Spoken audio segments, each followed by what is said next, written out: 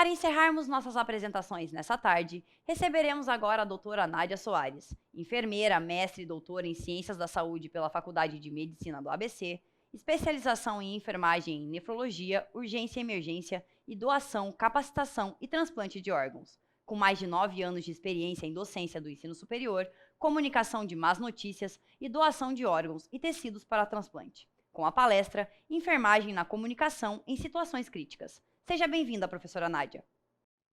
Olá, sejam todos muito bem-vindos a mais um dia do seminário virtual sobre perdas e lutos. Eu sou Nádia Soares, sou enfermeira, tenho especialização em enfermagem e nefrologia, em urgência e emergência e em captação, doação de órgãos e tecidos para transplante. Além disso, também sou mestre em Ciências da Saúde e doutora em Ciências da Saúde. Gostaria de agradecer o convite, a organização do Congresso e, ao mesmo tempo, parabenizar pela iniciativa de tratar sobre esse tema tão importante para os profissionais da saúde e sem não deixar de falar especificamente dos meus colegas enfermeiros, você que é estudante de enfermagem, que está me assistindo, pela vontade, pela iniciativa também de tratar, de querer conhecer um pouco mais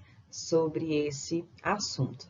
Então, nós vamos falar sobre a enfermagem na área de comunicação em situações críticas. E por que falar sobre esse assunto? Então, eu tenho mais de 8 anos de experiência na educação do ensino superior e eu te falo com muita segurança que tratar sobre questões de humanidade, de humanização, de comunicação, principalmente da comunicação em situações críticas, de saber como atender às demandas de uma família que está no processo de luto, que sofreu ali uma perda, muitas vezes, de um ente muito próximo, de um ente querido, de uma forma súbita e violenta, nós não recebemos esse tipo de conhecimento, nós não temos contato com esse tipo de conhecimento e não somos formados durante a graduação para atender esse tipo de demanda. Por isso que na atualidade, a pandemia ela nos trouxe muito disso, ela jogou à luz, um holofote sobre a necessidade que os enfermeiros, eles têm de conhecer um pouco mais sobre essa comunicação eficaz, a chamada comunicação eficaz, e como pode-se desenvolver a habilidade do enfermeiro ter uma comunicação eficaz em situações críticas. A gente sabe que a comunicação é importantíssima em todos os processos na área de saúde. Não só ali no momento de você comunicar uma notícia ruim, uma má notícia, mas também em todas as questões que envolvem a segurança do paciente, os processos logísticos de um serviço, e não só na área de saúde, mas em todo e qualquer serviço aí que acontece no cotidiano, na vida em sociedade. Então, óbvio que, falando de comunicação, nós temos que trazer aí à tona para a nossa realidade, que é a realidade que o enfermeiro ele vive todos os dias. Você que já é enfermeiro que está me assistindo, que trabalha, você sabe que você entra em contato diariamente com familiares, com o responsável por um paciente crítico para tratar sobre a condição clínica daquele paciente. Muitas vezes é o enfermeiro que comunica o óbito desse paciente, que vai solicitar autorização para fazer, por exemplo, procedimentos de um paciente grave que já está há muitos dias internado na UTI. Então, o enfermeiro, ele se comunica em situação crítica. Mas como ele se comunica? Será que essa comunicação ela é eficaz? Será que o que eu comunico como enfermeiro é o que eu acho que a família está percebendo, a forma com que eu quero comunicar? Será que a família entendeu o que eu falei? Será que a falta de uma comunicação eficaz não é a causa de problemas pelos quais, no dia seguinte, a uma determinada comunicação, a família retorna?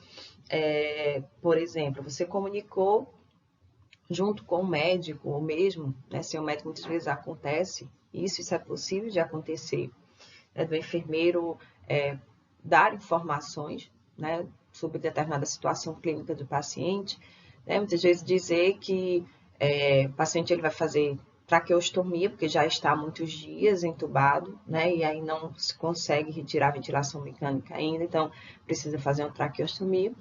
E aí no dia seguinte a família retorna perguntando se o paciente melhorou, se ele vai ser extubado, né? Se vão retirar o tubo, geralmente é assim que a família pergunta. Então, muitas vezes a forma com que eu comunico determinada informação sobre um paciente não é a forma com que a família, que é o receptor, né, dessa notícia que eu acabei de comunicar, ela compreende. Então, ela chega no dia seguinte e pergunta, o paciente melhorou, né? Ele vai ser extubado? Quando ele vai sair do tubo, né? Então, é sinal de que a família não entendeu. Então, eu não estou me comunicando bem. Então, a gente vai falar da chamada tão importante comunicação em situações críticas que, na atualidade, é uma demanda crescente, tá? E que o enfermeiro ele precisa desenvolver essa habilidade. Então, eu sou Nádia Soares e a partir de agora nós vamos falar sobre a comunicação em situações críticas. Então, para mais informações, para curiosidades, eu estou constantemente postando e discutindo questões inerentes à prática de enfermeiro no meu Instagram, Prof. Nádia Soares, tem também um grupo no Telegram e o link para o Telegram está lá na minha bio. Então, vejam só.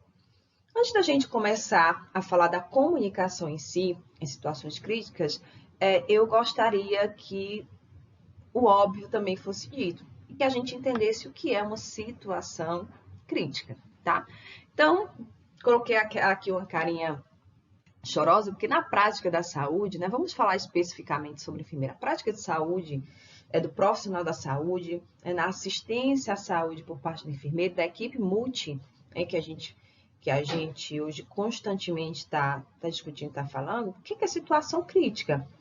Então, se você perguntar um universo de 10 enfermeiros, né, de 10 estudantes de enfermagem, o que é uma situação crítica? Então, a maioria vai pensar, é uma situação em que ocorre morte do paciente, que você vai comunicar a morte.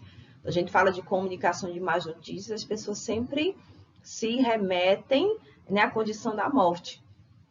Mas toda e qualquer notícia ruim, né, toda e qualquer notícia relacionada à condição clínica do paciente que piorou, paciente que sofreu um acidente, chegou na emergência, em que você trabalha, né, com choque hipovolêmico, com um TCE grave, você tem que comunicar à sua família, explicar a condição hemodinâmica do paciente que não é boa.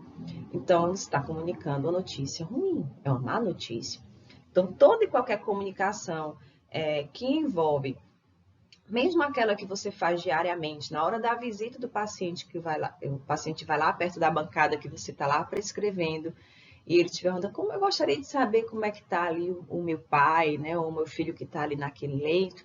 Você fala, olha, infelizmente, né, ele continua grave, né, ele está em uso de droga vasoativa, está usando Nora para manter ali a função do coração, bombeando efetivamente o sangue, ainda está sedado, então é por isso que quando você fala com ele, ele não tem nenhuma resposta. Então a gente costuma usar termos claros para que o familiar entenda. Então, quando eu estou tratando de um paciente crítico, paciente grave, tá? Um paciente que piorou na sua condição clínica, na sua evolução clínica, paciente que morreu, paciente que você vai solicitar, por exemplo, doação de órgãos e tecidos, né, após o diagnóstico de morte encefálica, paciente que você vai comunicar os passos ali de um protocolo de morte encefálica, então você está tratando de uma situação crítica. É uma situação que tem uma carga emocional muito grande, não só para a família, tá, desse paciente ou do próprio paciente, porque a gente costuma tratar, né, e trazer sempre para questão familiar que tem um paciente que está numa situação crítica, mas muitas vezes essa comunicação em situação crítica ela é feita para o próprio paciente. Então, você comunicar, talvez, que o paciente ele tem uma doença terminal, né, que ele está em uma situação paliativa, mas ao mesmo tempo ele ainda é consciente e orientado, você está comunicando a notícia ruim diretamente ao paciente. Todas essas são situações críticas. Então, toda e qualquer, vamos lá, vamos conceituar, né? Tá com papel e caneta aí na mão, então começa a anotar. Então, Situação crítica, né, num conceito muito claro para a gente entender, é toda e qualquer situação que gera um estresse emocional, uma carga emocional também crítica, né, uma carga emocional difícil, né, traz à tona muitas vezes sentimentos como medo, sentimentos como a angústia, em algumas situações, né, de alívio, né, de tristeza, de choro, de depressão. Então, toda e qualquer situação que envolve uma carga emocional muito grande, seja para o paciente ou para a sua família. E é importante lembrar que nesse momento a comunicação, né, na verdade, nesse momento sempre a comunicação é bidimensional, mas bidirecional. Mas ao mesmo tempo, quando a gente se insere nessa história dessa família, desse paciente, nós somos os comunicadores da má notícia, nós somos os mensageiros da má notícia. Então, quando eu me coloco nesse processo, eu estou fazendo parte daquela situação. E aí o profissional da saúde, ele também sofre uma carga emocional muito importante durante esse processo. E muitas vezes, né, nós escutamos falar, né, aí nas redes sociais, mesmo em comentários de amigos ou pessoas próximas, ou muitas vezes dos próprios profissionais da saúde, mas fulano de tal, né, o julgamento, né, que muitos fazem, mas fulano de tal, né, enfermeiro ou médico, fisioterapeuta, ele é tão frio. Então, aquela enfermeira que me atendeu ontem, ela era tão séria, tão fria. Mas muitas vezes, essa frieza do profissional da saúde, ao lidar, né, com essa comunicação em situações críticas, ela existe justamente porque ele não tem o preparo adequado para lidar com todas as demandas que envolvem essa situação. Então, muitas vezes, né, ele se sente mal em comunicar aquela notícia, muitas vezes por crenças próprias relacionadas à morte, relacionada à perda. Tá? Então, o profissional da saúde ele também sofre com isso. É importante a gente trazer também as nossas questões, as nossas inquietações, as nossas crenças sobre a morte, sobre a perda e sobre o luto, para que a gente possa compreender por que nessas situações eu me sinto tão mal, né? Eu tento me esconder, eu tento sempre procurar o apoio de um outro colega para fazer essa comunicação, né? Para dar essa má notícia. Posso ter medo, por exemplo, da reação da família. E se a família tiver uma reação de raiva, desmaiar, chorar demais, o que é que eu vou fazer? Então, muitas vezes a frieza do profissional da saúde, ela esconde a falta de habilidade em lidar com a reação da família ou do paciente, e não saber o que fazer se algo inesperado acontecer. Então, o que eu quero é que isso traga para vocês né, que vocês façam isso depois desse nosso encontro, vocês tenham reflexão sobre isso. Qual a certeza que vocês têm sobre a morte, tá? Você tem algum medo de comunicar más notícias para alguém? Você tem medo da reação dessas pessoas? Você sabe o que fazer com as manifestações de dor dessa pessoa? Então, essas são perguntas que eu gostaria que vocês começassem a se fazer nesse momento. E sacudir mesmo um pouco dentro de vocês todas essas questões para que vocês comecem a pensar em formas e a se desenvolver habilidades de ter uma comunicação eficaz em situações críticas. Então, vejam só. Aqui eu tenho, né, um pequeno mapa que eu posso disponibilizar para vocês. Tem também um algoritmo que eu desenvolvi, um fluxo a ser seguido, né, e algumas observações que nós temos que fazer, que ao longo dessa aula vocês vão entender para ter uma comunicação eficaz em situações críticas. Então, vejam só. Tem algumas questões importantes que são importantes, né, de falar, que é o quanto a gente minimiza, quando a gente está na situação, na condição de profissional da saúde, a dor do outro, tá? Então, para a gente falar de comunicação, de teoria da comunicação aplicada à situação crítica, a gente precisa falar um pouco sobre o processo de perda e luto, tá? Que é justamente o que a gente se propõe aqui a discutir nesse encontro.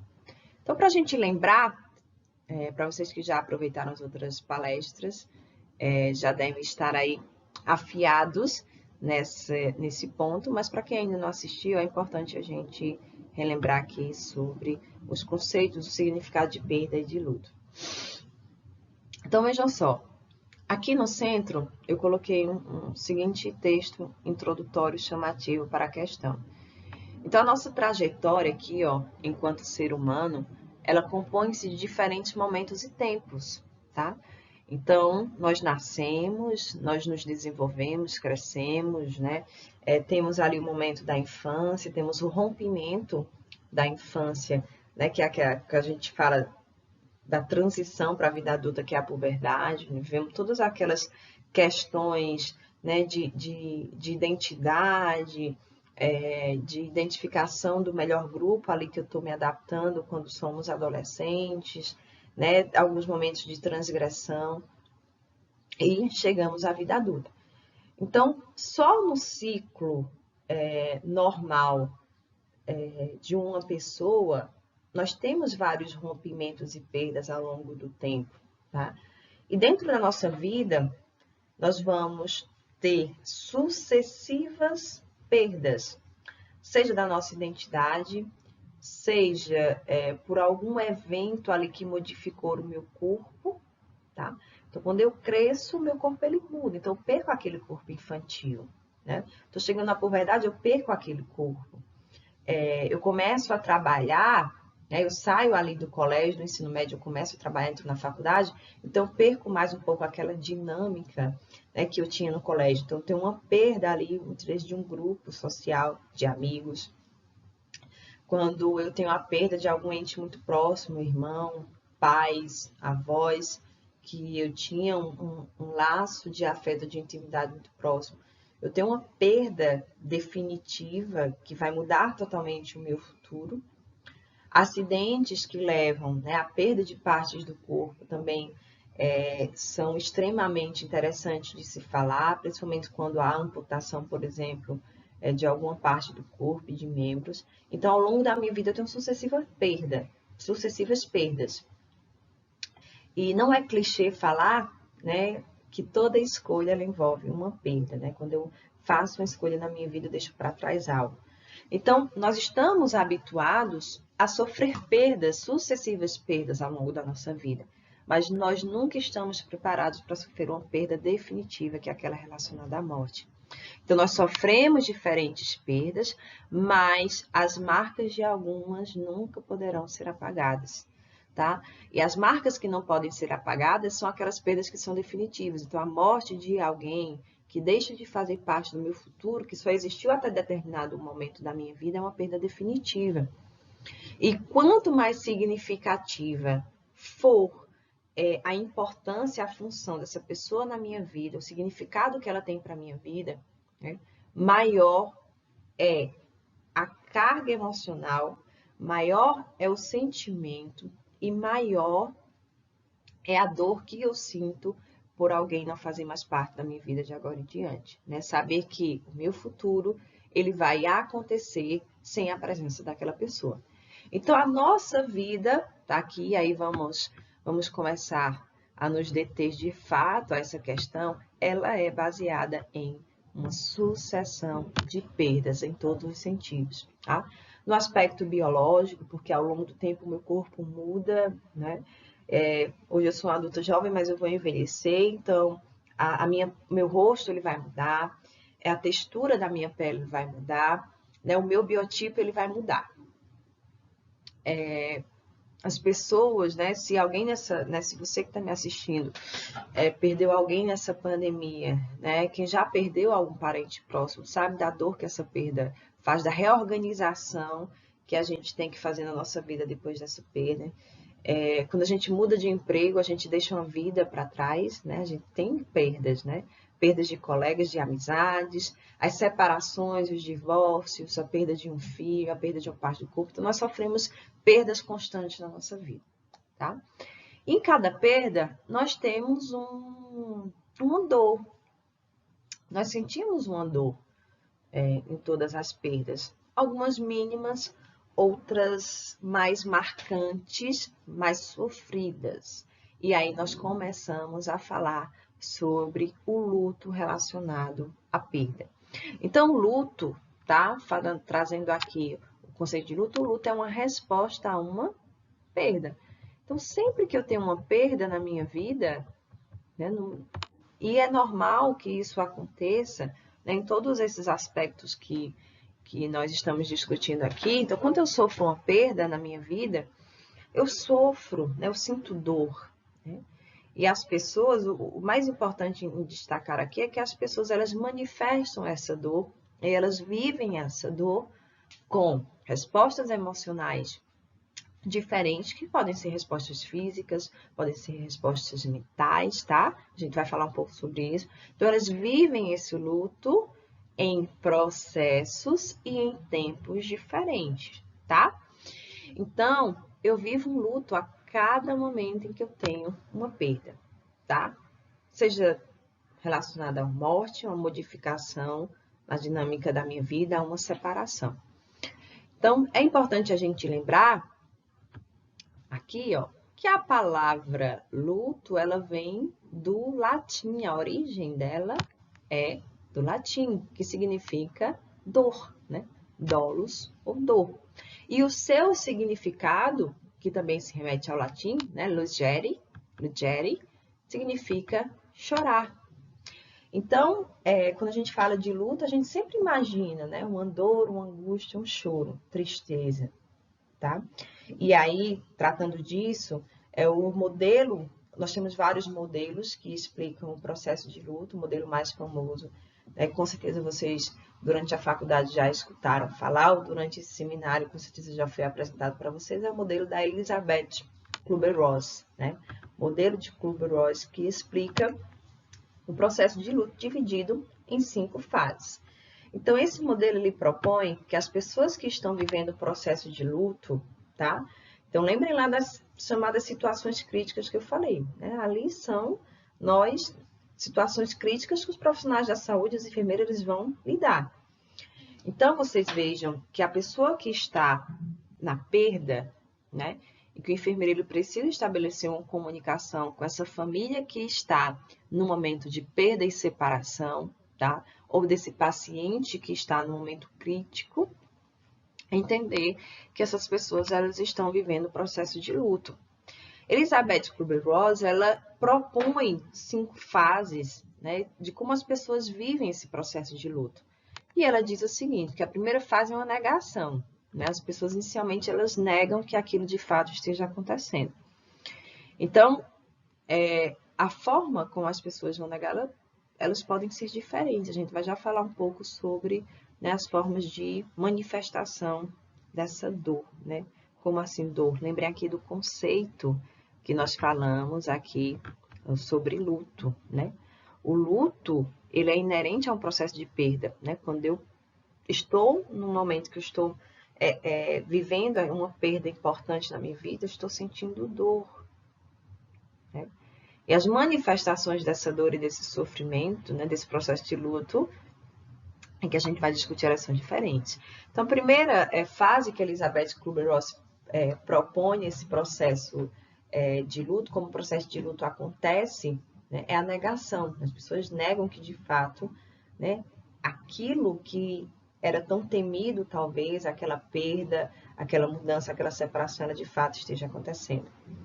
Depois vem a raiva, porque as pessoas começam a ter consciência que de fato aquilo é verdade, né? Então, elas começam a sentir raiva, eu começo a sentir raiva por aquilo que está acontecendo, né? Depois vem a negociação, né, consigo próprio, né, com formas de tentar ali não aceitar que de fato aquela perda, né, a morte do ente querido aconteceu, né, a perda do emprego aconteceu, né, que eu tenho que tomar determinadas decisões que vão me gerar algumas perdas, ela está acontecendo, que a condição clínica, né, da pessoa que eu tanto amo, que está no leito de UTI, a enfermeira está me dizendo, né, que ele vai precisar fazer uma amputação, né, ele não está respondendo bem, por exemplo, ao antibiótico, ele vai precisar fazer uma traqueostomia. Né, o tumor, né, que foi feita a cirurgia, ele era maligno e infelizmente, né, resta algum tempo de vida. Então, são várias as situações em que a gente pode exemplificar aqui uma situação crítica que envolve o processo de luto e um momento de perda. Então, nessa terceira fase, as pessoas vão começar a negociar, a barganhar, né? Algumas literaturas colocam, né, esse nome como barganha, né? Mas será que se eu fizer isso, se eu começar a fazer, né, as pessoas que têm fé, né, em algo, elas começam a se apegar a isso. Em seguida vem a depressão, né, porque se percebe que a realidade ela não muda, não mudou, né, que a morte, por exemplo, ela não tem mais não tem remédio, né, para a morte. Então a pessoa entra numa depressão, né, porque começa a entender que aquilo de fato aconteceu. E por último, depois dessa tristeza profunda, dessa depressão, vem a aceitação. Esse é o processo de luto proposto nessas 5 fases, né, por Elizabeth Kubler-Ross, que essas serão as fases que nós, em tese, vivemos no processo de luto. O importante dizer aqui é que nem todas as pessoas vivem perfeitamente todas essas fases e que nem todas as pessoas vivem no mesmo tempo, no mesmo momento, no mesmo contexto essas fases. Então, algumas pessoas elas perduram, né, e se sustentam por muito tempo em alguns momentos, como a depressão, né, em momentos de negociação, né? E aí tem as correntes que vão tratar sobre o chamado luto patológico, tá bom? Então, nem todas as pessoas vão viver essas 5 fases da mesma forma, no mesmo tempo, com as mesmas manifestações. Então, nós vamos observar, né, momentos diferentes entre esses processos, tempos diferentes e principalmente manifestações diferentes. Quando a gente está falando de familiares que estão aí vivendo, né, a morte de algum paciente querido, por exemplo, pacientes que evoluem para a morte encefálica, que nós vamos entrevistar para a doação de órgãos e tecidos, muitas vezes são familiares que acabaram de receber a notícia da morte. Foi um acidente, né, um politraumatizado, um TC grave, chegou ao hospital, mas em pouco tempo acabou evoluindo para o óbito. E aquela família acaba de receber a notícia da morte, então foi tudo muito rápido. Se eu entrevisto essa família logo em seguida, é provável que essa família negue a doação, porque ela está nessa fase aqui, ó, de negação. Ela não quer aceitar que aquilo de fato tenha acontecido. Então, é provável que essa família não doe. Quando a gente está falando de morte encefálica, né, por isso que a lei que trata sobre a morte encefálica, ela diz justamente que os familiares, o responsável legal pelo paciente, ele tem que ser informado desde o princípio, né, desde a abertura desse protocolo, para que a pessoa ela vá vivendo aquela possibilidade de que a morte ela de fato possa existir. Então, geralmente, quando a família ela é muito bem acolhida, quando a família ela é escutada, ela é atendida em sua demanda e ela percebe a honestidade com que esses profissionais da saúde estão lidando com as informações. Todas as dúvidas dessa família são esclarecidas dentro desse protocolo de morte encefálica, ela acompanha ali diretamente, ativamente essas fases, é uma família que tem maior possibilidade de realizar a doação de órgãos, tá? Então, dentro desse processo de luto que as pessoas vão viver, né, e a gente já entendeu aqui que essas pessoas vão viver um processo de luto em tempos diferentes, com manifestações diferentes. Agora, o profissional ele precisa reconhecer essas manifestações, tá? Precisa escutar. A gente vai falar sobre as formas de lidar com esse processo. Então, existem algumas tarefas que são propostas aqui, ó, para a elaboração desse luto. Inclusive, o profissional da saúde, a enfermeira, ele pode ajudar, né, esses familiares, esse paciente a elaborar essas tarefas para vivenciar melhor esse luto. Então, uma dessas tarefas, são 4 tarefas, né? Uma dessas tarefas aqui, ó, é aceitar a realidade da perda, né?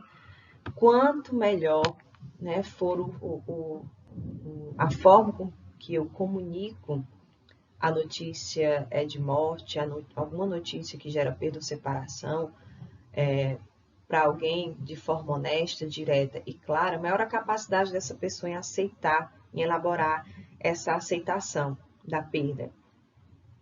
Então, como enfermeiro, muitas vezes a gente tende, por ter medo de lidar com a reação da família, a gente usa muitas vezes termos em que pode dificultar o entendimento da família de que aquele paciente ele morreu, que o prognóstico dele é ruim ou que não há mais perspectiva de cura para aquele paciente.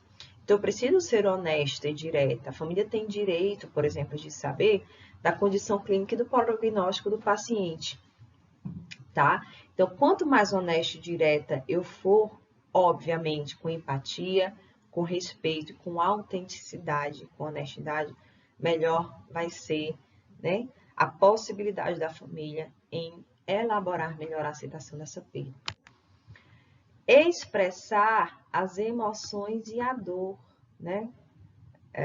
Falar é terapêutico, né? Os psicólogos gostam muito os terapeutas gostam de falar essa frase, mas de fato E enquanto a pessoa ela precisa expressar a sua dor e as suas emoções, eu preciso ter uma boa escuta. E mais à frente a gente vai falar sobre a chamada escuta ativa. Então, de fato, eu preciso ajudar. Então, existem algumas tarefas, atividades que nós, enquanto enfermeiros e profissionais da saúde, podemos lançar mão, instrumentos que nós podemos lançar mão, para que, de fato, essa família ela possa expressar melhor as suas emoções e a dor. E isso faz parte de uma tarefa que auxilia a família na elaboração do seu luto. E a elaboração do luto é seguir esse fluxo, né? Sim, sentir, né, ter o direito de poder negar, né, de chorar, de ter raiva, de lamentar, para que depois ela possa elaborar, né, viver esse momento de perda com tristeza, sentir essa dor, para que ela possa aceitar, né, essa dor, aceitar a circunstância. Então, quando eu permito que a família expresse as suas emoções e a sua dor, eu estou ajudando a família nessa tarefa de elaboração do seu luto. Mas eu só consigo isso quando eu sou um bom escutador, tá? Quando eu sei praticar a escuta ativa, quando eu sei as palavras que eu utilizo, existem alguns instrumentos, né? Algumas técnicas, sim, que nós utilizamos para melhorar a nossa habilidade de comunicação e de escuta. E isso tudo, pessoal, é justamente com a necessidade, com o objetivo de que a família elabore melhor o luto. Isso nada mais é do que humanização. Ah, professora, mas eu tenho tanta dificuldade, eu não gosto de ver, por exemplo, a morte de uma criança, ou eu ter que comunicar isso a uma, eu tenho dificuldade nisso? Sim, nós temos, né? A perda, ela não é agradável para ninguém, tá? Mas é por isso que nós estamos aqui discutindo sobre isso. Nós precisamos desenvolver essas habilidades, né? Então, nós escolhemos, enquanto enfermeiros, né, enquanto profissionais do cuidado, tá? E escutar e ajudar na elaboração do luto faz parte do cuidado do enfermeiro. Então, nós precisamos desenvolver essa habilidade para ser profissionais humanizadores, né? Humanizados. Não vamos esquecer que essa é uma das políticas nacionais que nós devemos aplicar em todos os níveis, né, de atenção à saúde, né, em todos também os níveis de complexidade. Uma outra tarefa que nós precisamos ajudar seria adaptar-se ao meio sem um ente querido, né? Então, nós podemos aqui estar presentes dentro desse contexto, ajudando essas pessoas a elaborarem melhor esse luto. Então, sendo respeitosos, empáticos e autênticos, né, honestos nas informações para que a pessoa possa aceitar a realidade da perda, permitir que essas pessoas expressem as suas emoções, essa dor. Muitas vezes o profissional está lá comunicando o óbito ou a condição clínica do paciente em pé, no corredor, não tem tempo muitas vezes porque o plantão está corrido, tem muitas pendências para resolver, muitas intercorrências, não tem tempo para escutar aquela família. E aí, a grande importância da escuta, nós vamos já falar sobre ela, é que a escuta ela faz parte da comunicação. Ela auxilia e melhora a minha comunicação. Ela faz parte da comunicação eficaz. Então, ela é importante para o profissional da saúde. Mas muitas vezes eu não estou disponível para escutar. Quando eu não estou disponível para escutar, eu não permito que aquele familiar expresse a sua dor. E muitas vezes essa escuta ela é até importante para a minha assistência, para que eu melhore a minha comunicação com essa família ou com esse paciente, tá? Uma terceira tarefa para que essas pessoas que estão aí no momento de perda, elas elaborem melhor o luto, seria conseguir adaptar-se ao meio sem ente querido, né? Então, essa é uma das grandes dificuldades das pessoas que estão vivendo o processo de luto, né, por morte, né, por perda de um ente querido, é imaginar como vai ser a sua vida a partir de então, como vai ser o futuro sem a presença daquela pessoa. E por último, papel e caneta na mão, tá? Se está com dificuldade de visualizar aqui o slide, pode estar em contato comigo através do Instagram, que eu posso disponibilizar esse mapa mental, como também um algoritmo que eu construí em relação à comunicação eficaz em situações críticas para o enfermeiro. Então, por último, uma das tarefas propostas para que a família ela possa elaborar melhor o luto, essa pessoa possa elaborar melhor o luto, seria recolocar-se emocionalmente perante o falecido e continuar com a vida, né? Então, entender que aquele ente, né, a partir de então, fisicamente não existirá mais, né? Tentar pensar em formas de como eu vou reorganizar, principalmente se o ente querido ele tinha um papel muito importante e significativo na minha vida, como eu vou conseguir reorganizar a minha vida sem aquela presença, tá? Então, essas são tarefas que são propostas, né, que a pessoa ela pode se propor para elaborar melhor o luto. E em algumas delas, né, a gente pode viabilizar, não diretamente, mas indiretamente, através da nossa atuação como profissional da saúde, auxiliar na elaboração dessas tarefas. Ah, Nádia, mas nós não somos psicólogas, nós somos enfermeiros. Mas, pessoal, no momento da comunicação, quando a gente tem uma comunicação eficaz desde o princípio, quando a gente tem uma comunicação empática, respeitosa e autêntica quer dizer honesta, direta, né? Atendendo à demanda daquela família, escutando aquela família, a gente está auxiliando, ajudando com que a pessoa, ela, mesmo sem saber, ela esteja elaborando melhor o seu luto através dessas tarefas. Então, quando eu escuto, eu estou permitindo, eu tenho uma escuta ativa, eu estou permitindo que aquela pessoa ela expresse a sua dor e as suas emoções. Quando eu estou tendo uma comunicação ali respeitosa, empática, honesta, autêntica, eu estou auxiliando com que essa pessoa ela aceite a realidade, ela tenha entendimento, ela viva o processo do luto desde o princípio com as informações reais que ela está recebendo, né? Que ela de fato esteja compreendendo a realidade que se configura ali a partir daquele momento de perda, tá? E aí, por último, uma das questões importantes nesses momentos de perda, né, nas sucessões de perda e nos processos de luto, é que o profissional da saúde, né, o enfermeiro, ele desenvolva um olhar que pode ser clínico das manifestações de dor. Então, quem está no processo de luto está sentindo uma dor, é uma dor emocional, que podem ser manifestadas de diferentes formas. Então, eu, enquanto profissional da saúde, enquanto enfermeira, eu preciso, além de conhecer, respeitar as manifestações de dor dessa família, desse paciente. Então, o luto, como nós já falamos, ele é vivido de forma muito diferente entre as pessoas em tempos diferentes. Então, ele é único. O processo de luto de cada pessoa ele é único, tá? ele é muito individual.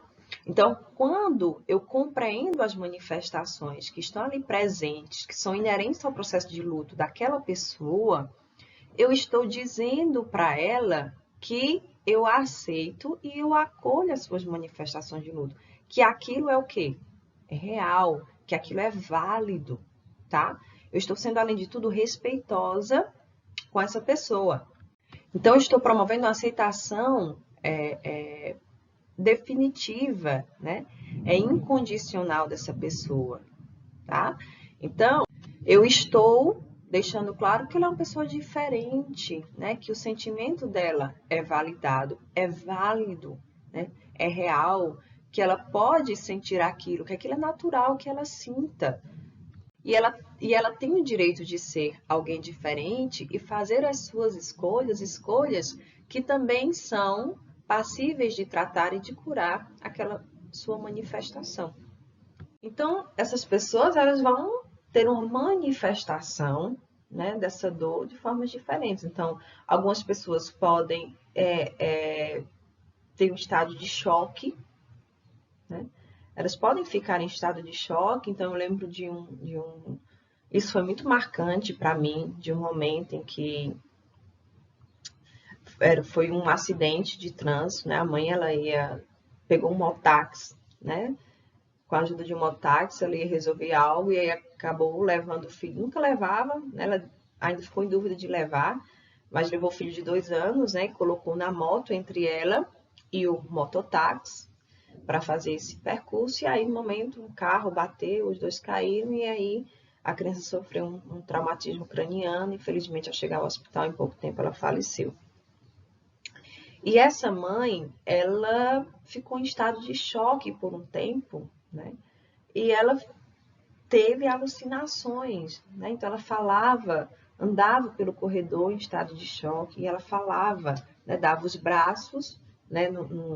Obviamente, ao nada, a criança, ela dizia que a criança estava viva, oferecia um mamar, né? Para a criança. E, então, essa mãe tinha alucinações, e aquilo é válido, né? Aquilo é a forma individual daquela pessoa expressar a sua dor, né, no momento inicial. E é um sofrimento tão extremo que algumas pessoas podem sim ter alucinação, algumas pessoas podem ter raiva, algumas pessoas podem ter algumas manifestações físicas, terem vertigem, enjoo, vômito, hipertensão, hipotensão, taquicardia, desmaios. Então, as manifestações, elas são várias, tá? E elas podem acontecer nesse momento. Algumas pessoas podem entrar no estado de confusão, né? De não conseguir organizar os seus próprios pensamentos. Em contrapartida, por exemplo, em algumas situações de doenças crônicas, né? Que se perdurou aí por muito tempo, muitas vezes pode haver uma manifestação de alívio. Eu já vivi um momento semelhante. A minha mãe, ela tinha esclerose lateral amiotrófica.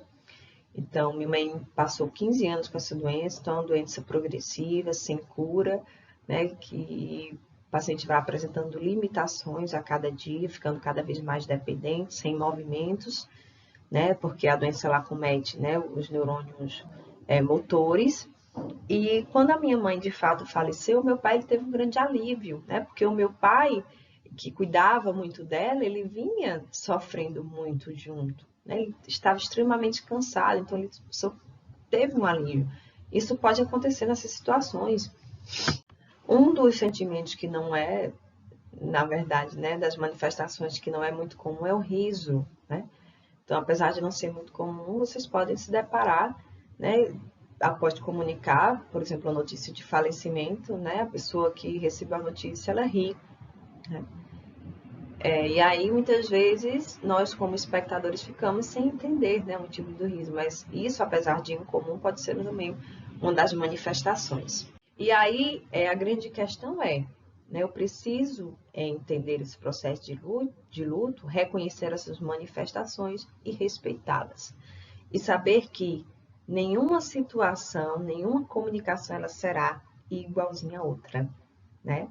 Não são condições técnicas e previsíveis, são imprevisíveis e elas são individuais. Então, eu posso viver momentos né, extremamente diferentes de uma situação para outra, tá? E aí, seguindo, o que é importante nisso aqui, tá? Enquanto enfermeira, enquanto estudante, você que ainda é estudante de enfermagem, enquanto enfermeira, o que é importante?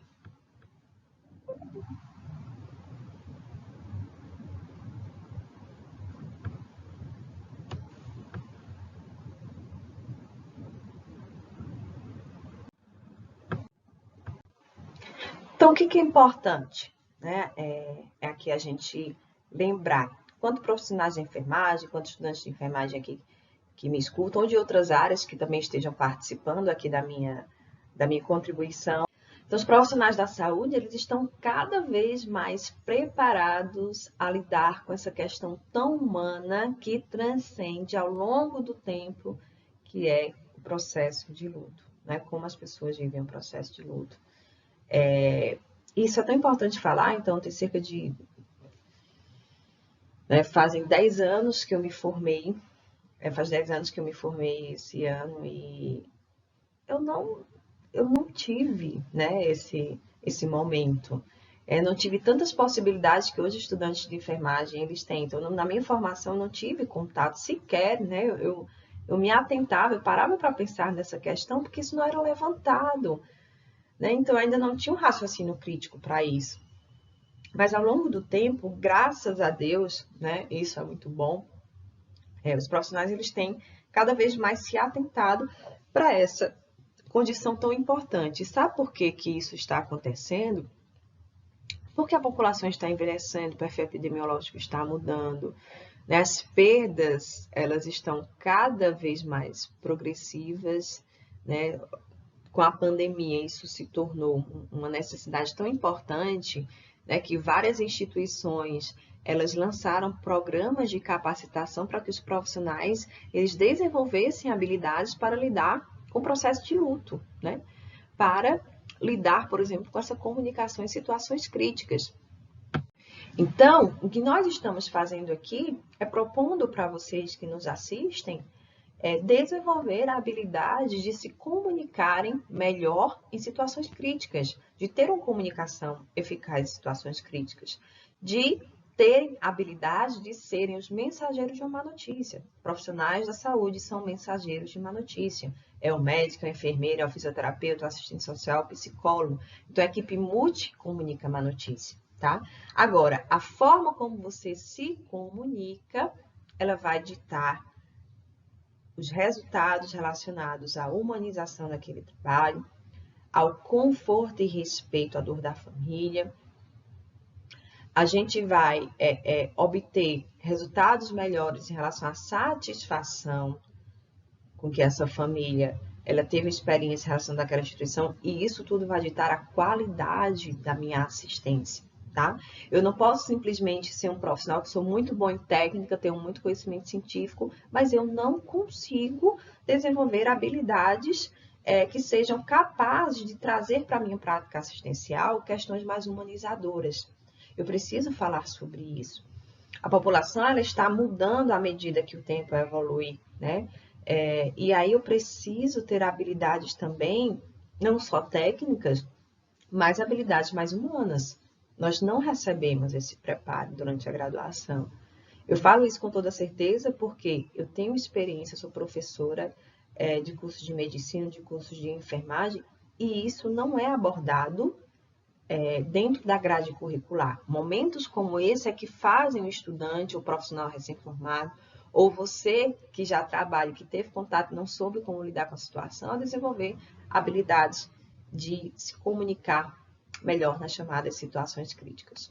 Então, nós vamos destruir essa barreira que dificulta o manejo do profissional da saúde para ajudar essas famílias, essas pessoas a elaborarem melhor o seu luto.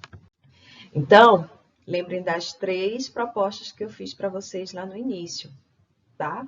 Pense nas suas próprias crenças. Por que muitas vezes você tem medo de comunicar a má notícia? Né?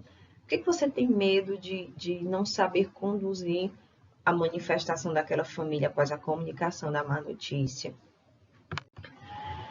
A comunicação da má notícia é uma situação que vai gerar tensão emocional no próprio profissional da saúde. Lembrem que o profissional da saúde ele está incluído nesse processo, tá? Esse processo de luto. Ele é o comunicador.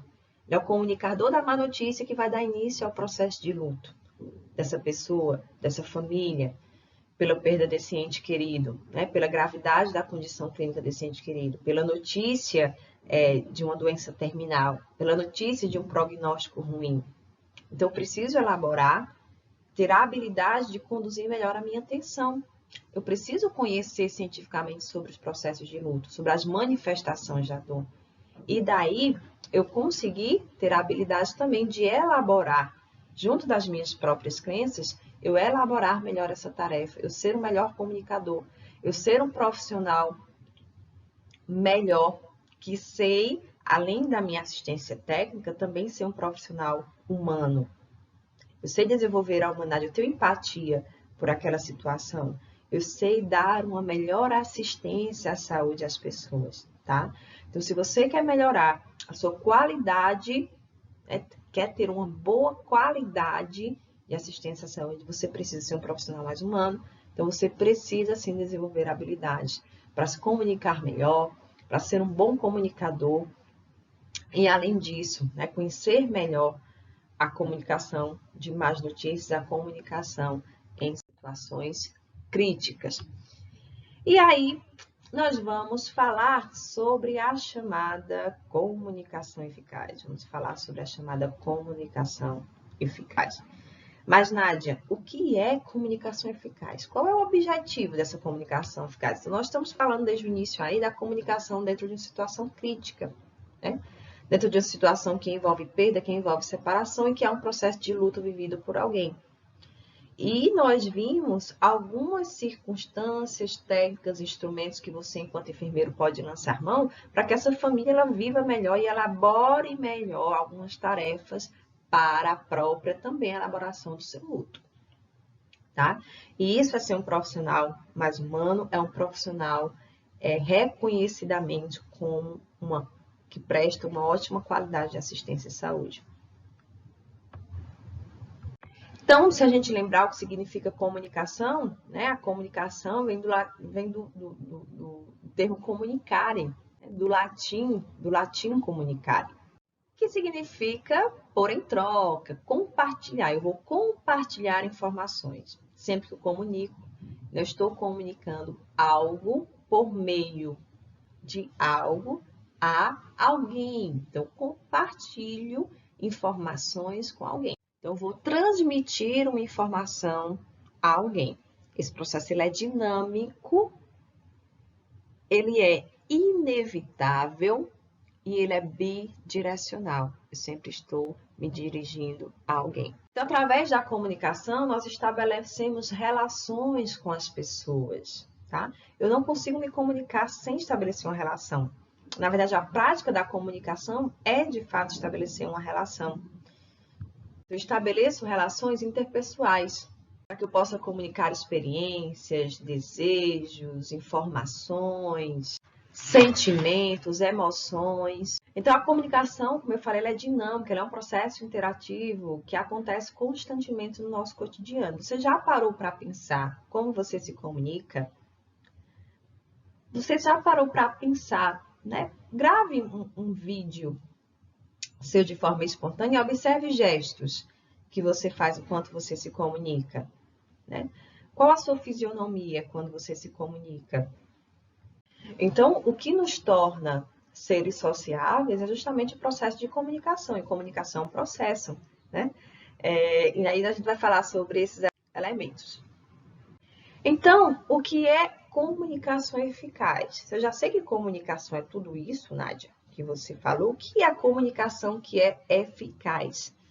Comunicação eficaz é quando o que eu falo, a mensagem que eu quero transmitir, porque muitas vezes o que eu falo, às vezes, não é muito bem o que eu estou pensando, estou conseguindo organizar bem as minhas ideias, mas A comunicação eficaz é aquilo que a mensagem que eu quero transmitir é a mesma mensagem que é decodificada, que é entendida, interpretada pela pessoa que eu estou me comunicando. Então, eu, como receptor que estou transmitindo uma mensagem, consigo transmitir uma mensagem de forma que o meu receptor, a pessoa para quem eu estou transmitindo a mensagem, ela consegue entender a mensagem perfeitamente da forma com que eu transmiti. Então, dessa forma eu consegui atingir o meu objetivo, né? Eu tenho uma comunicação eficaz quando a pessoa com quem eu estou me comunicando entende a mensagem da forma com que eu quis transmitir. Ela entende perfeitamente a mensagem da forma como eu transmiti. Agora, Nádia, mas é óbvio que isso vai acontecer? Não. Existem várias coisas que podem fazer com que o que eu quero transmitir não seja de fato o que a pessoa vai entender.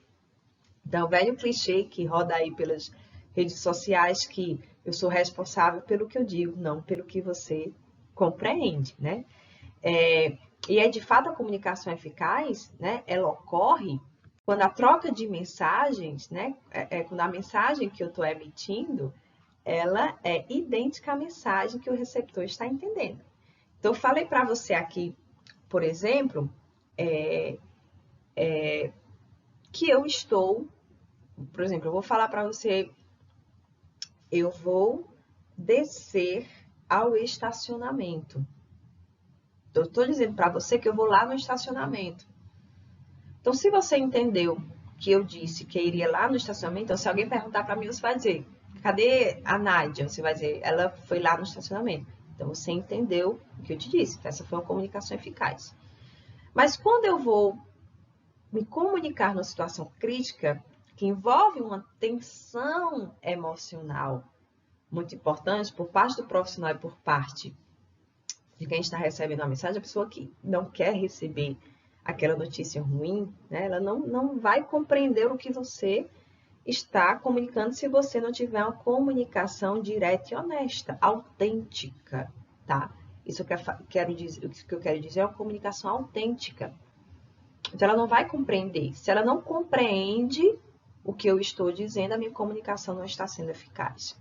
Então, eu preciso lançar mão de estratégias para fazer com que a minha comunicação seja eficaz. Ou seja, quando eu consigo trocar mensagens com alguém de forma que a mensagem seja idêntica à emitida, com que a mensagem que eu estou emitindo seja idêntica à mensagem que o receptor, que a pessoa está recebendo, entendendo.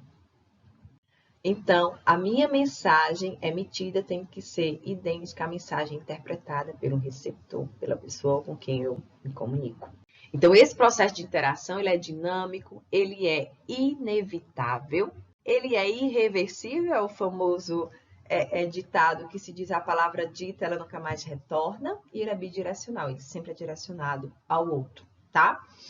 E aí, pessoal, existe elementos dessa comunicação, que são chamados elementos verbais, né, que é o que eu digo, a palavra dita, o conjunto de palavras ditas, e eu tenho os elementos não verbais, né? Tá aqui, elemento, né, da comunicação verbal e comunicação não verbal. Então, comunicação verbal é tudo que é dito, né, o conjunto de palavras ditas. Comunicação não verbal, né, é tudo aquilo que envolve, né, o meu estilo de roupa, a minha fisionomia, os meus gestos, acompanhado. Então, tudo isso remete à comunicação não verbal. Tem uma teoria que fala que se as minhas palavras não são tão claras, se a minha comunicação verbal não é tão clara, ou se eu falo, por exemplo, para você, sorrindo, né, com cara de brava, olha, eu adorei o seu presente, tá? O seu presente foi muito bom. Amei o presente, a minha cara. Mas eu tô com fisionomia de raiva, né? De irritação. No que você acreditaria? Seja sincero, que eu gostei do presente que você me deu ou que eu não gostei. Então, existe uma teoria que explica que quando a minha fisionomia, os meus gestos, a minha comunicação não verbal, ela não condiz com a minha comunicação verbal, a tendência é que essa pessoa, ela acredite nos elementos não verbais. Então, no exemplo que eu fiz para você aqui, com certeza você, o que é que você vai pensar? Ah, ela estava com a cara tão feia, eu acho que ela não gostou do presente que eu dei para ela. Né?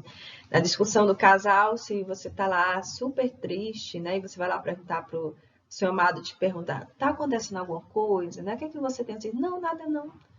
Óbvio, né, que a pessoa sabe que nada está bem, né? Ela não vai acreditar no que você falou, ela vai acreditar no que ela está vendo.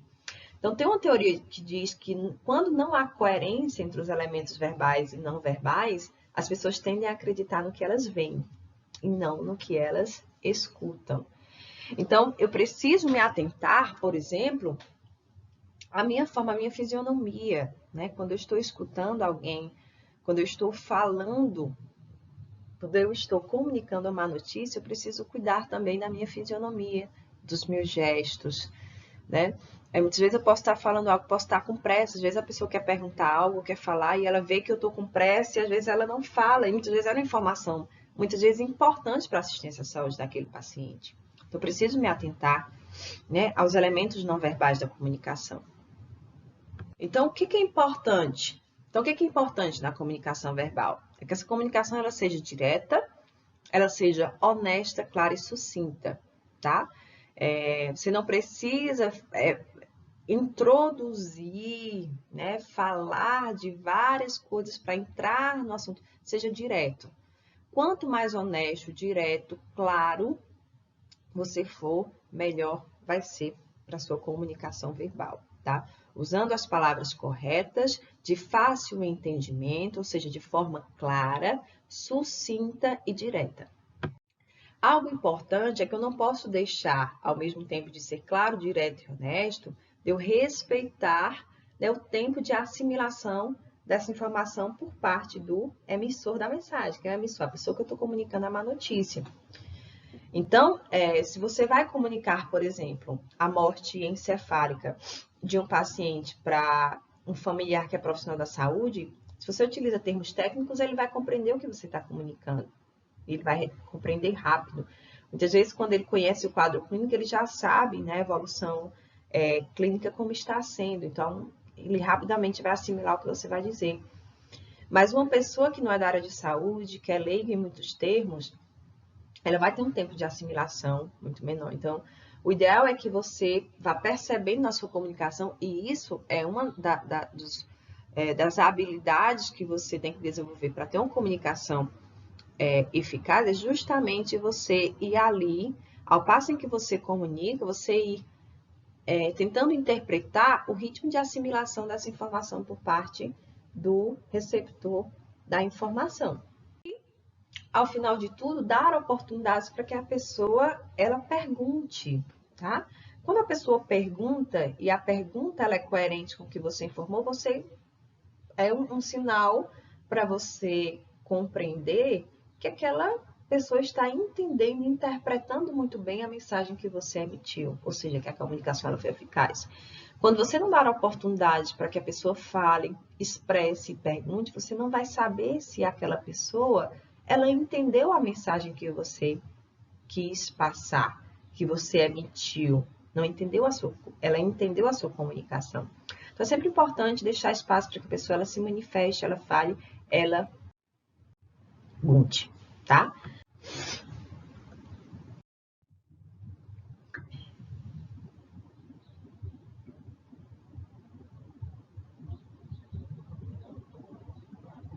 Então, um dos motivos... A gravação tá com probleminha aqui.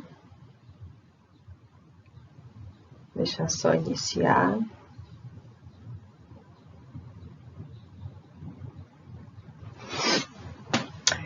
Então, dentro desse processo, já a gente viu aí que a comunicação é um processo, né? O grande inimigo do processo de comunicação são os chamados ruídos. Ruído é tudo aquilo que impede com que a mensagem que eu emiti, né, como emissor, seja a mensagem que o receptor entenderá, que ele interpretará. Então, ele pode entender algo totalmente diferente do que eu quis dizer, do que eu falei, tá? Então, tudo que possa atrapalhar esse processo da comunicação eficaz é chamado de ruído. Então, o ruído ele pode ser do ambiente, o ruído pode ser, né, da não coerência da minha comunicação verbal com a não verbal, o ruído ele pode estar relacionado às palavras que eu escolhi, o ruído pode estar relacionado à minha postura, o ruído pode estar relacionado a fatores externos, né, que fogem do meu controle. Então, exemplo, né, nessa charge aqui, se a gente observar, tá lá na plaquinha, vendo o pôr do sol. Aí alguém pergunta, quanto quer pelo pôr do sol? E aí a pessoa responde, não está à venda, eu estou vendo o pôr do sol. Aproveite para ver também. Então, tem muitas palavras que têm um duplo sentido. Elas têm sentidos diferentes, significados diferentes quando usadas em contextos diferentes. Então, eu tenho que ter muito cuidado, né, com os termos que eu uso, com a mensagem que eu estou formando ali na minha comunicação verbal, com a coerência da minha comunicação verbal com a não verbal, da minha postura, da minha fisionomia, dos meus gestos, da minha roupa, do ambiente, da iluminação, dos fatores externos, tá? Então,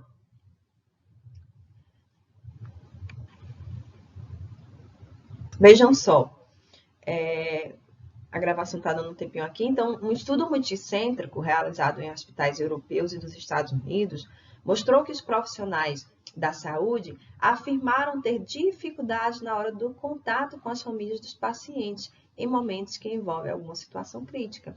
Isso só confirma o que eu estou falando aqui desde o início. Nós temos dificuldades. Situações críticas geram tensões no profissional da saúde também.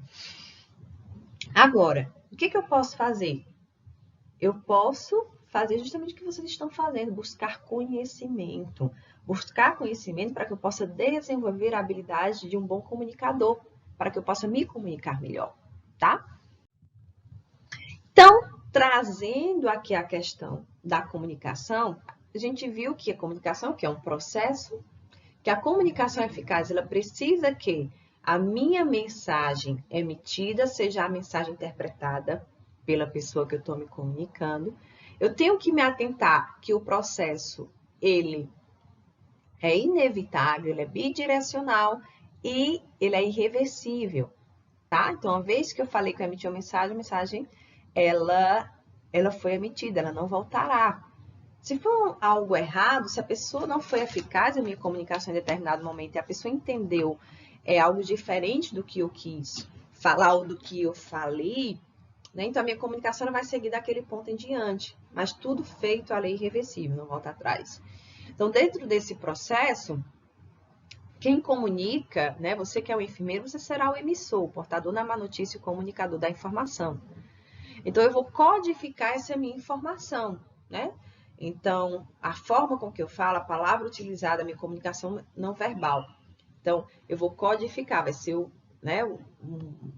canal, o meio que eu vou utilizar para me comunicar, a forma com que eu vou me comunicar, as palavras que eu vou utilizar para que eu possa transmitir uma determinada mensagem, que é o meu objeto da comunicação. A pessoa que está recebendo essa mensagem, ela vai fazer uma decodificação desse código, ela vai interpretar essa mensagem, tá? Se a mensagem que ela interpretou, que ela entendeu, foi a mesma mensagem que eu emiti, essa comunicação foi eficaz. Então, o emissor, ele expressa a mensagem. Dentro desse processo aqui, eu sempre vou ter ruídos que eu tenho que me atentar para neutralizar, para que essa mensagem, ela chegue ao receptor da forma com que eu emiti, ou seja, que ele interprete a mensagem da forma com que eu emiti, e o receptor, ao final do processo, ele interpreta determinada mensagem. Esse é o processo da comunicação, que só será eficaz, lembrem, anotem papel e caneta, quando a mensagem emitida, ela é interpretada pelo receptor da mesma forma que eu emiti. Então, a gente tem algo importante, né, para falar. A gente falou que a comunicação, ela se estabelece quando eu tenho uma relação. Eu preciso ter uma relação para me comunicar. E, ao mesmo tempo, a comunicação, ela estabelece uma relação interpessoal.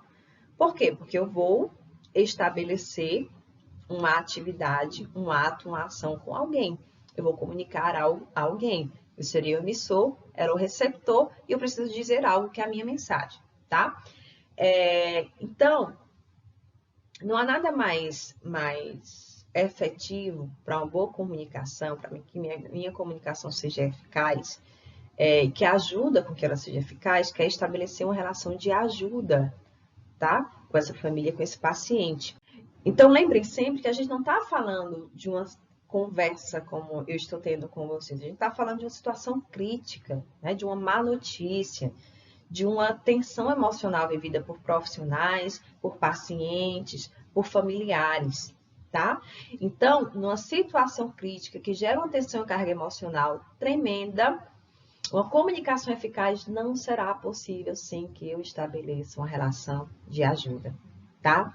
Então, o campo das relações interpessoais, né, é bastante difícil, porque a comunicação ela pode gerar boas relações, mas ela também pode gerar conflitos difíceis de resolver, tá? Então, quando eu estabeleço uma relação de ajuda, eu estou minimizando a possibilidade de conflitos e aumentando a possibilidade da minha comunicação ela ser eficaz. Então, cada vez mais crescente o número de profissionais que entenderam e que entendem que um bom profissional, um profissional de boa qualidade, de ótima, excelente qualidade, não é só aquele que sabe dar um bom diagnóstico ou que sabe fazer determinada técnica, mas é também aquele que sabe se comunicar, né? Que tem uma comunicação eficaz, que sabe acolher, que sabe escutar, tá?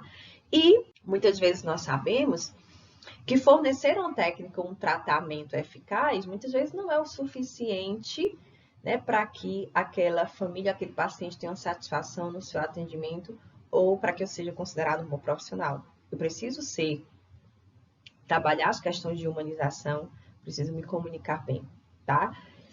Então, nos últimos dias, a gente teve a notícia aí, por exemplo, né, da robô enfermeira, né, que ela vai ser capaz de auxiliar em algumas atividades, de escutar, né, as demandas do paciente. Mas a gente sabe que nenhuma tecnologia ela vai ser capaz de superar, né, o olhar carinhoso, o contato físico, a escuta ativa que um bom profissional ele é capaz de fazer.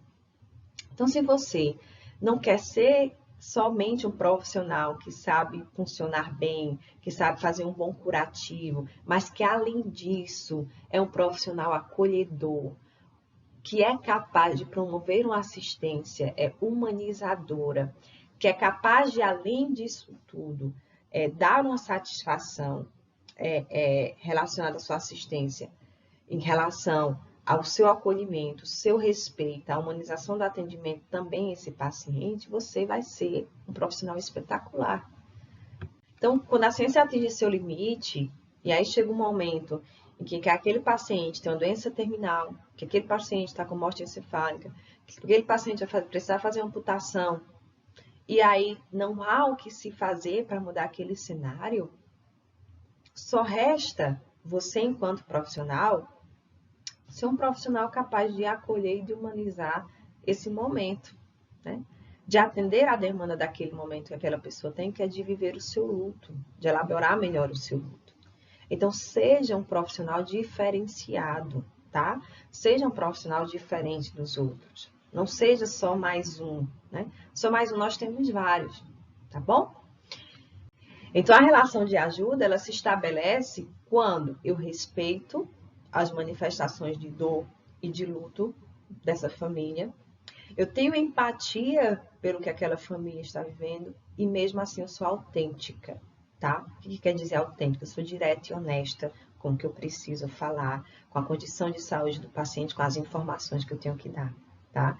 Nunca porque eu acho, né, eu tenho pena ou eu estou com pena daquela família que perdeu o único filho, ou do marido que perdeu a esposa, eu posso lançar mão de artifícios para tentar amenizar a dor sem com que eu seja honesta com aquela situação.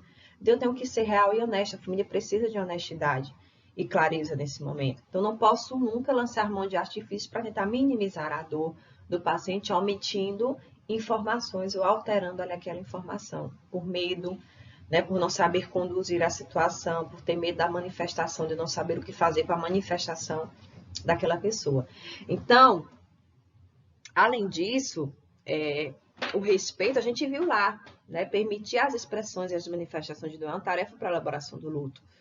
Então, a escuta ativa, né, quando eu escuto ativamente essa família, a gente viu no processo de comunicação que a escuta é importante, né, dar margem para que a família ela possa perguntar, para que eu possa também entender se o que ela interpretou da minha mensagem é o que de fato eu falei. Então, quando eu dou margem para que a família pergunte, para que a família fale, quando eu escuto, eu também consigo avaliar se a minha comunicação foi eficaz ou não. Então, a boa escuta, ela serve de catalisador, ela acelera o meu processo, tá? Então, ela melhora o meu processo de comunicação eficaz. Então, escutar ativamente permite explorar como vive o outro, entende o que nos diz, entender o que nos diz, quais são suas expectativas e até ele compreende os fatos. Até onde ele compreendeu o que eu falei? Às vezes, até a pergunta que ele faz me permite compreender se ele de fato interpretou a mensagem que eu emiti. Interpretou da forma com que eu emiti, se a minha comunicação foi eficaz ou não. Então, voltando para o exemplo que eu falei lá no início, então quando eu falo hoje que o paciente vai fazer uma traqueostomia porque ele não vai permanecer no ventilador mecânico, né, a ventilação mecânica invasiva, não consegue, né, fazer o desmame dessa ventilação, e aí no dia seguinte a família retorna perguntando se quando o paciente vai sair do tubo, né, vai ser entubado, quer dizer que ela não compreendeu o que eu falei. Então, quando naquele momento eu dou margem para que a família pergunte, né, se eu falo isso para o paciente fazer traqueostomia porque ele não está conseguindo fazer tubo, a família entende, então ele vai ser entubado, ele vai ser retirado do tubo. Então, quando ela me pergunta isso, eu estou compreendendo que ela não entendeu a mensagem que eu emiti. E aí eu vou usar técnicas, vou reformular o meu código, o meu canal, né, a forma com que eu vou codificar essa mensagem, como eu vou emitir essa mensagem, tá bom? Então, quais são as técnicas de reformulação da escutativa? Então, escutativa não é simplesmente você ficar lá escutando. Existem técnicas de escutativa que vão melhorar a minha comunicação. Eu vou falar para vocês aqui agora, tá? E aí, pessoal, é sempre importante também lembrar dos ruídos, né? Os ruídos não estão somente relacionados, né? A falta de coerência, a questões externas, mas também a minha pressa, né? Como eu já falei lá, né? A minha comunicação não verbal está demonstrando lá a pressa e a família não tem tempo de ver que eu estou com pressa e não fala o que precisa falar, o que não entendeu, o que quer perguntar porque não entendeu o que eu falei, por exemplo. Fazer juízos de valores, né, sobre a forma com que a família fala, ou a vida do próprio paciente, ou da família. Né, isso está relacionado às nossas próprias crenças, a tendência de fazer juízo de valor. Outra questão, a tendência de dar conselhos quando não solicitado, de emitir uma opinião que não foi solicitada. Muitas vezes a pessoa, você está lá, você acha que algo é melhor naquele momento de tomada de decisão para determinada situação, mas a família não solicitou a sua opinião. Então, você tem que dar todos os meios para que a família ela tenha autonomia de tomar a decisão, mas nunca opinar pela família. Ela sabe e reconhece a sua situação. Quando você dar informações de forma honesta, direta, clara e sucinta, que a família entende o que você emitiu, entende a sua mensagem, ela é capaz de tomar para si essa mensagem e aí poder tomar a melhor decisão. Então, vamos falar aqui das técnicas de reformulação dessa escutativa. Como eu pratico essa escutativa? Então, tem algumas técnicas que nós utilizamos para isso. Coloquei aqui algumas. Então, vamos falar aqui, né, do reflexo das emoções. É também chamada, né, de reflexo de depuração. É muito utilizada, principalmente no momento, né, de início da crise emocional. Né? E o objetivo dela é justamente de proporcionar a canalização das emoções dessa pessoa. Às vezes a pessoa, você está comunicando a notícia, a pessoa está com vergonha de chorar ou de expor alguma situação e você percebe pela fisionomia da pessoa que ela quer às vezes falar ou desabafar, mas tem vergonha, que ela quer chorar. Então, nesse momento, a gente tenta estimular que a pessoa ela expresse as suas emoções. Dizer que ela pode chorar, que ela pode se abrir, que eu estou ali para escutá-la, né? E aí, nesse momento, a gente precisa excluir os ruídos, né? Não demonstrar pressa, não demonstrar ansiedade, não fazer juízo de valor, eliminar todos esses ruídos. Então, por exemplo, se no início dessa crise emocional a pessoa reage com muita raiva, com muita irritação, né? Você pode validar aquele sentimento, né? E dizer, vejo que você está muito irritado, me dá a impressão, por exemplo, de que você entende que poderia ter sido diferente, né? Então, você vai validar, ajudar a validar, canalizar essas expressões. Uma outra técnica é o esclarecimento, tá? Então, no esclarecimento, o esclarecimento, ela serve para a gente confirmar a informação que está sendo nos dita, né? Que no caso o emissor é outra pessoa. Então, a gente pode dizer, então, você está querendo me dizer que o que você diz que foi um desastre quer dizer o quê? Né? Então, por exemplo, poderia me explicar o que você quer dizer quando você diz que o que aconteceu foi um desastre? Então, quando a mensagem que nos é passada ela é muito abstrata, a gente não consegue entender de fato o que ela quer dizer, a gente pode, através de uma pergunta muito direta, pedir que a pessoa esclareça melhor aquela mensagem, para que a gente possa compreender o que ela quer dizer naquele contexto. Então, a gente costuma, por exemplo, dizer, você está me dizendo que o João, ele era uma pessoa que gostava muito de ajudar. Você pode me dizer como era o João com seus amigos? Então, por exemplo, a pessoa está falando das medicações que o paciente tomava, a gente pode perguntar, você poderia me dizer um pouco mais sobre as medicações que ele tomava? Então, em alguns certos pontos, quando são pontos cegos que a gente fala, a gente não compreende muito bem ali uma palavra colocada em determinado contexto, às vezes a pessoa pode estar um pouco confusa, a gente pode ajudar utilizando essas técnicas de esclarecimento, né? Muitas vezes até para desvendar algum mistério, alguma dúvida que a gente tenha sobre a condição de saúde do paciente. Uma outra técnica é a parafrase, né? É a gente repetir a frase, né, de modo não literal, para que a gente possa compreender melhor o que a pessoa quer dizer.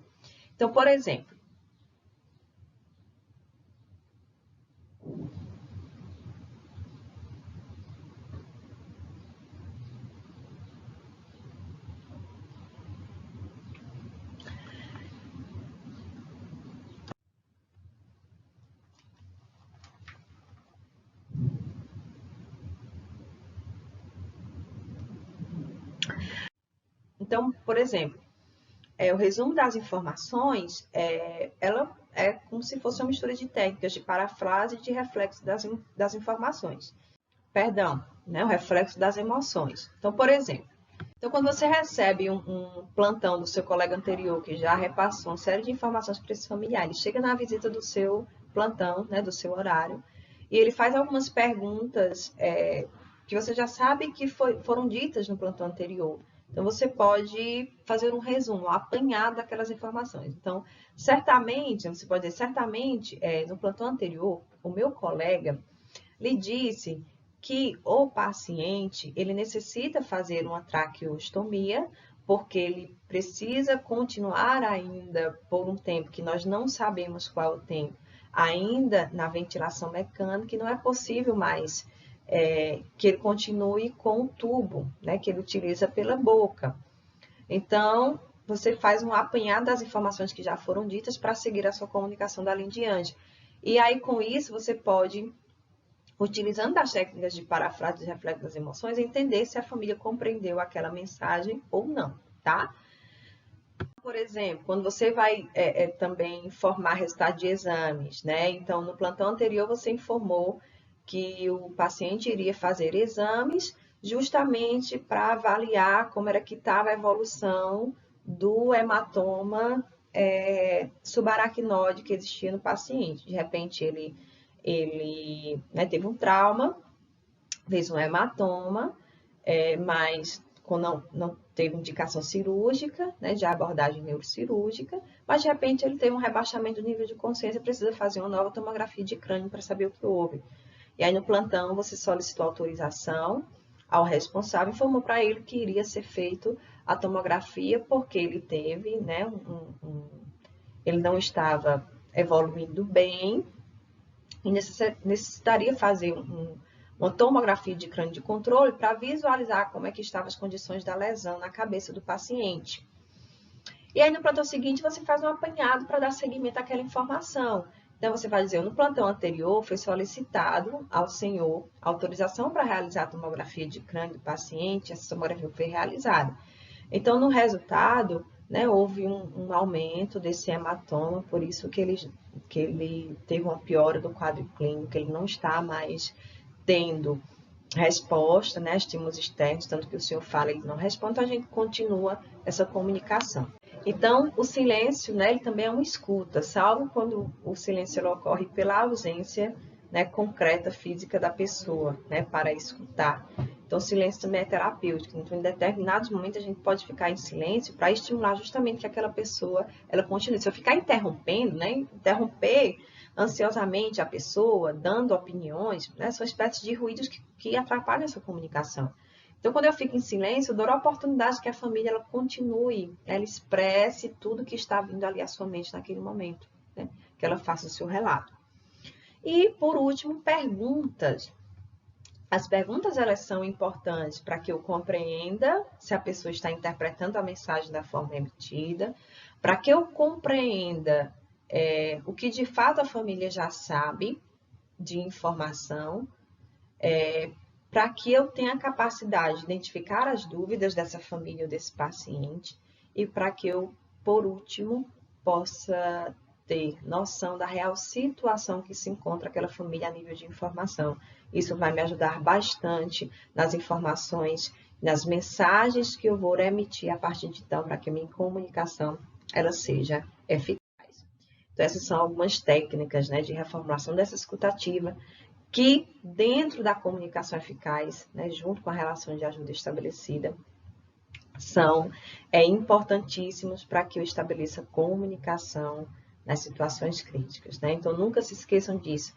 Escutativa, estabelecimento de relação de ajuda, junto com uma comunicação, são essenciais para que essa comunicação ela seja eficaz dentro das situações críticas, tá?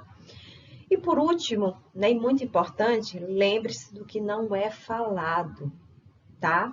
Se atentem que a comunicação ela não é somente o que é dito, né? Lembrem da comunicação, né, na questão metacomunicativa que a gente fala, que são as questões de comunicação não verbal.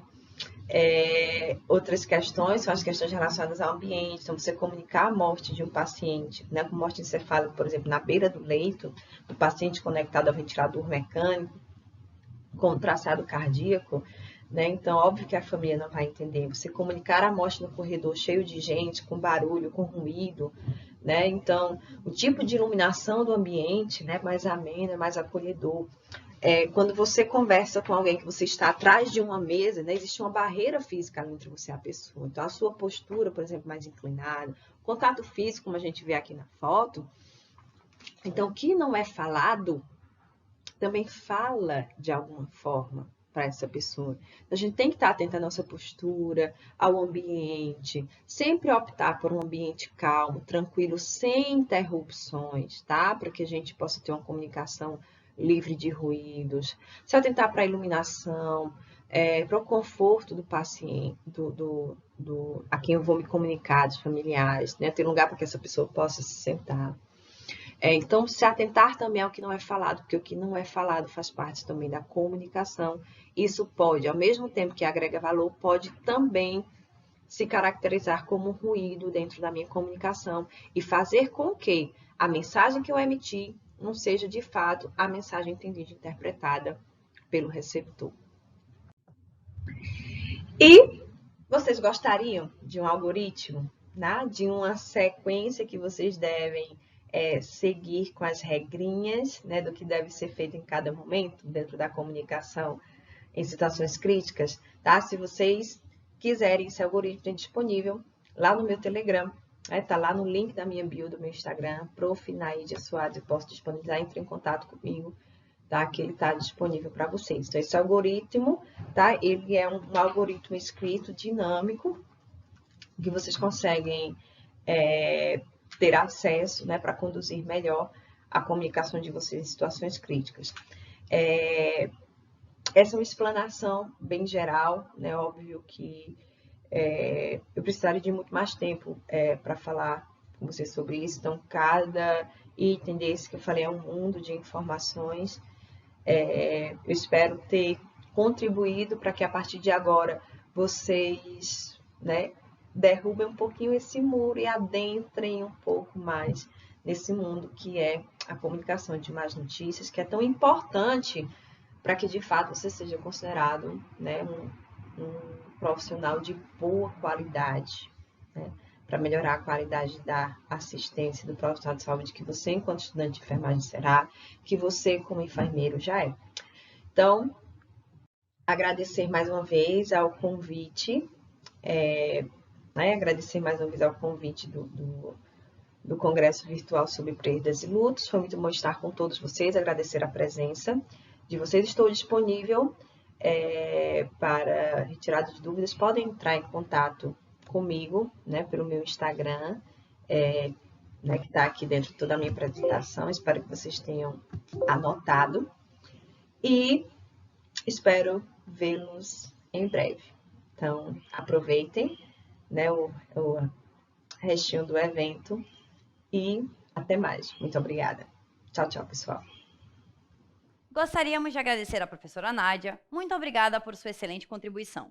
Com essa apresentação, chegamos ao final de nossas apresentações desta tarde. Voltaremos às 19 horas com apresentações de nosso último bloco de palestra deste primeiro seminário virtual sobre perdas e luto. Muito obrigada a todos e esperamos vocês aqui com a gente. Até lá!